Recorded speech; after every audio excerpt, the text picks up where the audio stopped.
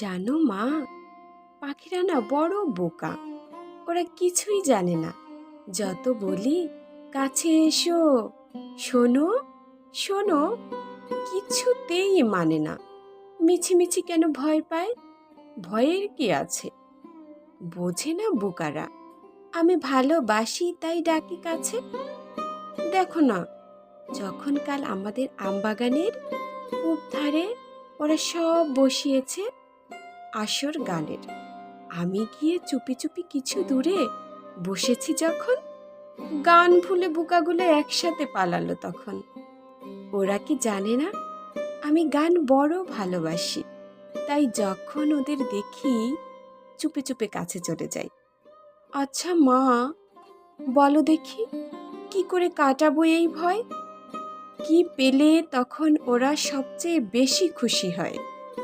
সাদা করি ওদের কি ভালো লাগে? আমার তেমন ছোট্ট লাল ঘুড়ি আছে, মাজা সুতো, ওদের তেমন আছে নাকি? কিছু নেই? বেশ কথা, নাই যদি থাকে, বোকারা নিজে এসে বলে যেতে পারে তো আমাকে। আমি তো দিতেই চাই। বোকারা যে কখনো আসে না। জানি ওরা পাখি কিনা মানুষকে ভালোই বাসে না।